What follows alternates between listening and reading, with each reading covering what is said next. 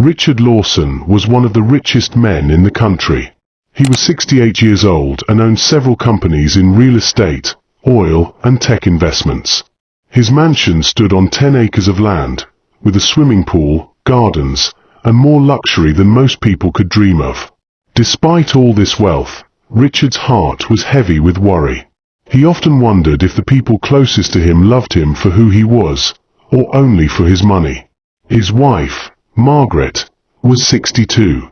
She had lived a life of comfort since marrying Richard, but in recent years, she had become distant. She spent more time with her friends, traveling for pleasure, and shopping endlessly. Richard sometimes felt she no longer cared about him as much as she cared about the lifestyle his wealth provided.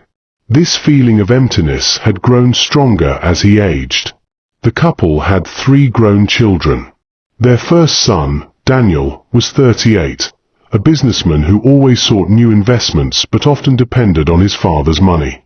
Their daughter, Clara, 35, lived in the city and worked as a fashion designer, but she was known for her expensive taste.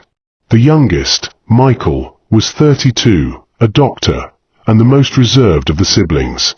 Richard loved his children, but he could not shake the thought that perhaps they only saw him as their bank account. As days turned into weeks, Richard kept noticing little signs. Daniel visited him only when he needed financial support for his projects. Clara rarely came home, except during holidays when she wanted expensive gifts. Even Michael, the most responsible one, seemed too busy with his hospital duties to check on him regularly. Richard remembered the days when the children were small, when they would run into his arms and beg him to play. Back then, love was pure and innocent. But now, everything felt like business transactions. Each conversation revolved around money, inheritance, or favors. Richard began to fear that if he lost his wealth, his family might abandon him completely. One night, unable to sleep, Richard sat by his study window, looking at the stars. He whispered to himself, "Do they love me, or do they love what I give them?" That question burned inside him, keeping him awake. And that night, he decided to test his family. He would pretend to be gravely sick and see how they responded. Richard shared his idea with his personal assistant, Samuel, a loyal man who had worked with him for over 20 years. Samuel was shocked but understood why his boss felt this way. Together, they crafted a believable plan. Richard would pretend to have a rare illness that required him to stay home, weak and bedridden. He arranged for a private doctor, one who understood the plan, to confirm his illness to the family. Samuel would discreetly monitor the reactions of each family member and report back. Richard wanted to see who would care for him genuinely and who would only think about his fortune. The following morning, Richard gathered his family in the living room. His voice was low and trembling as he told them, "The doctor says I am not well. My body is failing me." His wife gasped in shock, and his children stared at him with wide eyes. But behind each of their faces, Richard tried to read the truth. Were they worried about him, or worried about what this meant for them? Margaret rushed forward, clutching her husband's hand, her face pale. "Richard, what do you mean? You've always been strong," she said with trembling lips. But Richard noticed that after the initial shock, she quickly asked, "What exactly did the doctor say? Is it something that will get worse?" Her concern seemed real, yet Richard sensed something else in her eyes, fear, but not of losing him. It felt like fear of losing her comfortable life. Margaret excused herself shortly after, retreating to her room where she made several phone calls. Richard suspected she was informing her close friends about the possible changes in her lifestyle. For the first time, Richard's heart ached deeper. He wanted his wife to love him for him, not for the wealth and security he had provided. Her reaction left him more determined to continue with his test and uncover the truth about his family. Daniel was the first child to break the silence after the news. "Dad, I don't know what to say. You've always been strong. Maybe you should try some new treatments abroad." I could help arrange that." His words sounded supportive, but Richard noticed that his son's eyes flickered with calculation. Later that evening, Richard overheard Daniel speaking to his mother in hushed tones. "If Dad's health is failing, we need to know about the will. We can't just wait until the last moment." Richard's heart sank as he realized his son's concern was more about inheritance than his well-being. Samuel, the assistant, confirmed this suspicion when he later reported that Daniel had already spoken to a lawyer friend, asking questions about inheritance laws. Richard felt crushed, but he knew this was only the beginning of the test. Clara arrived 2 days later, her heels clicking against the marble floor of the mansion. She hugged her father lightly, whispering, "Oh Dad, you should have told me earlier." She sat beside him, stroking his hand, her designer bracelet gleaming. "Don't worry, I'll come around more often." But that same evening, Clara was overheard on the phone, laughing and saying, "If Dad really doesn't make it, at least I won't have to worry about rent anymore." Her words stabbed Richard like a knife. He pretended to sleep when she came to check on him again, smiling sweetly as if she truly cared. Richard realized how shallow her concern was. His daughter's heart seemed consumed by material things, not genuine love. Still, he continued with the act, waiting to see how far each of them would go. Unlike his siblings, Michael arrived late at night after finishing his hospital shift. He rushed straight to his father's room, his face filled with worry. "Dad, why didn't you tell me earlier? I should have been here." He examined his father carefully, asking medical questions with real concern. Richard felt touched by his son's words, though he knew he was pretending to be sick. Michael stayed late that night. "Even if you are weak, Dad, I'll be here whenever I can. Please don't give up hope." For the first time since his plan began, Richard felt warmth. Maybe not all his children had forgotten how to love him. Yet he remained firm in his test, needing more time to be sure. In the mansion, whispers filled the air. Margaret spent most of her time locked in her room, making phone calls. Daniel walked around impatiently, already discussing business deals as if he were preparing to take control of his father's empire.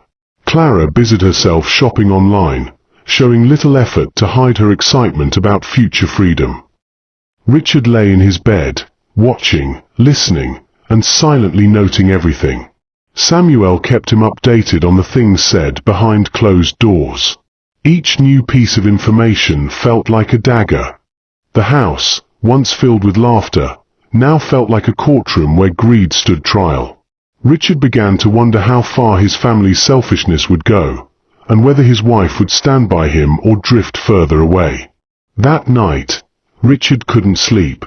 He lay awake, staring at the ceiling, listening to the distant sound of Clara's laughter from her room. Margaret had gone out earlier with friends and hadn't returned until late. The mansion was full of life, yet Richard felt alone in his own home. Samuel entered quietly with a glass of warm milk. "Sir, are you sure you want to keep this up? It's tearing you apart." Richard sighed deeply. "I need to know, Samuel. If I die tomorrow, who among them truly loved me?" His voice cracked with pain, revealing his fear of dying unloved. The clock struck midnight. Richard turned to his side, whispering to himself, "I have built an empire, but what is the use if the empire has no love?" His eyes burned with tears he refused to let fall. It was the loneliest night of his life, and the test had only begun. The next morning, Richard asked Margaret to join him in his study. He told her he was thinking of rewriting his will. Margaret's eyes widened, and her fingers trembled slightly as she poured tea into a cup. "Richard, are you sure you want to bring up such a matter when you are unwell?" But Richard's sharp eyes caught the flicker of excitement hidden behind her mask of concern. Later that day, Samuel discovered Margaret had already contacted her lawyer friend. She wanted to know what would happen if Richard passed away suddenly and how much of his estate she could claim. When Samuel delivered the report, Richard's heart sank. The woman he had loved for more than 40 years was thinking more of wealth than of him. His chest felt heavy, not from sickness, but from heartbreak. Still, he kept the act alive. Daniel's obsession grew stronger each day. He spent hours in his father's office, going through files and asking Samuel about business accounts. Richard pretended to be too weak to argue, but inside, his anger was burning. Daniel seemed more like a vulture circling a dying prey than a son caring for a father. One evening, Daniel boldly asked, "Dad, do you have a clear succession plan? It would be best if you left the companies in my hands now, so there's no confusion later." Richard stared at him, pretending to be tired, and whispered, "All in due time." When Daniel left, Richard clenched his fists under the blanket. The son he had trained, educated, and trusted was thinking only of power. Richard's doubts were no longer doubts, they were becoming facts. Clara, on the other hand, treated the mansion like a hotel. She organized parties with her friends, shopping deliveries filled the entrance hall, and she bragged about her father's condition. "If things go as expected, I'll finally have enough to open my own fashion empire," she told a friend over the phone. Richard heard her voice through the thin walls. Every word struck him like thunder. He wanted to call her and scold her, but he bit his tongue. His plan was to endure everything until he had seen enough to decide what to do. That night, Richard prayed silently. "God, open my eyes to see the truth about my children." Deep down, his heart longed for even one of them to prove him wrong. Amid all the greed, Michael remained different. He visited almost daily, often bringing soup and sitting quietly by his father's side. He asked about his comfort, fluffed his pillows, and spoke gently. "Don't worry, Dad, I'll take care of you. Your health is more important than anything else." Unlike the others, Michael never mentioned money or inheritance. He didn't ask questions about the companies or the will. Instead, he encouraged his father to stay strong and keep faith. Richard felt comforted by Michael's sincerity. Still, Richard needed to be completely certain. Was Michael's concern truly genuine, or was he simply hiding his interest better than the others? The old man decided to push his test even further. 1 week later, Richard called the entire family into the living room. His voice was weak. "I have spoken with my lawyer," he said slowly. "Soon, my will shall be finalized." Margaret gasped, clutching her pearls. Daniel's eyes lit up, though he tried to hide it. Clara's face broke into an almost imperceptible smile. Only Michael sat still, his expression worried, not excited. He whispered, "Dad, please don't stress yourself with such matters. Focus on your health first." Richard studied their faces carefully. His heart grew colder toward some and warmer toward one. The cracks in his family's true nature were now wide open. That evening, Richard invited 2 of his childhood friends, men who had known him before wealth. They sat beside him, recalling memories of their youth, their struggles, and the joy of simple living. Laughter filled the room as they reminisced. But something else caught Richard's eye. None of his family joined them. Margaret was upstairs on the phone, Daniel was busy making calls in the study, and Clara had gone shopping. Only Michael sat nearby, listening respectfully. Richard realized that while friends from decades ago valued his presence, his own family valued only his possessions. His heart bled, but he strengthened his resolve. The test was not yet over. Margaret began acting strangely in the following days. She started taking inventory of jewelry, property documents, and household staff. She gave subtle orders, as though she were already preparing to take control of the estate. Richard watched silently, recording every move in his mind. One night, she asked him, "Richard, should I start learning more about the businesses?" Just in case. Her tone was calm, but her intentions were clear. Richard forced a weak smile and replied, "In time, Margaret, in time." Inwardly, he cried. The woman he had trusted for decades had revealed where her heart truly lay, not with him, but with the empire he had built. Daniel became more impatient. He began arguing with Clara over who deserved more of their father's fortune. Their voices echoed through the mansion like hyenas fighting over prey. Richard listened quietly from his room, his heart breaking further. One afternoon, Daniel stormed into his father's room. "Dad, we can't delay any longer. If something happens to you, there will be chaos. Just hand everything over to me now." Richard closed his eyes, pretending to be too weak to respond. When Daniel left in frustration, Samuel whispered, "Sir, now you know where his loyalty lies." Richard nodded slowly, his eyes heavy with tears. "Yes, Samuel. Now I know." Clara, meanwhile, secretly met with one of Richard's business rivals. She promised him influence in the company if he supported her after her father's passing. Samuel discovered the meeting and informed Richard, who could hardly believe his ears. "My own daughter, trading my empire behind my back." Richard muttered bitterly. His heart ached more than his body ever could. He felt betrayed in the deepest way possible. That night, Clara returned home smiling, hugging him and saying, "Don't worry, Dad. I'll always take care of everything when you're gone." Richard forced a weak nod, hiding the storm raging in his chest. Michael continued to be the only one who showed real love. One evening, he brought his father a small gift, a framed photograph of the family when they were young. "Dad, I found this in the old albums. Remember those days?" he said with a soft smile. Richard stared at the photo, tears blurring his vision. It was a picture of him, Margaret, and the 3 children playing in the garden years ago. Those were the days before greed and selfishness had clouded their hearts. At that moment, Richard realized Michael's care was not an act. His youngest son had a heart of gold, uncorrupted by wealth. Richard's mind began to form a plan for the final revelation.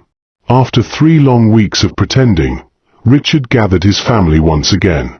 His voice was firm this time, not weak. "I have something to tell you," he said, sitting straighter than they expected. His family looked shocked. "The truth is, I'm not sick. I pretended to be ill to test your love for me." Gasps filled the room. Margaret's face turned pale, Daniel stuttered in disbelief, and Clara froze in her chair. Only Michael sat still, his eyes wide but not angry. Richard continued, "During these weeks, I have seen your true colors. Some of you cared for me only because of money, while one among you showed me true love. And now, I must act on what I have seen." The family erupted in chaos. Margaret cried out, "Richard, how could you deceive us like this?" Daniel shouted angrily, "This is unfair." Clara protested, "You can't judge us this way." Their voices filled the mansion with panic. Richard raised his hand to silence them. "Enough. You showed me what you value most, my wealth, not me. But Michael proved to me that love still exists in this family." His voice was sharp and commanding. He announced that he would restructure his will. Michael would inherit the majority of his empire, while Margaret, Daniel, and Clara would receive only small portions. The room fell silent, their greed crashing against reality like waves against rocks. The days that followed were filled with tension. Margaret became cold, Daniel stopped visiting, and Clara sulked in anger. But Michael remained by his father's side, steady and faithful. One morning, Richard called Michael to his study. "Son, you have given me hope again. You reminded me that love cannot be bought. Promise me you will use this wealth wisely and keep the family name honorable." Michael held his father's hand firmly and nodded. "I promise, Dad. I will not fail you." As Richard watched his youngest son, pride filled his heart. His test had been painful, but it had revealed the truth. Wealth could build mansions, but only love could build a home. And in the end, Richard had found the one heart that truly cared for him.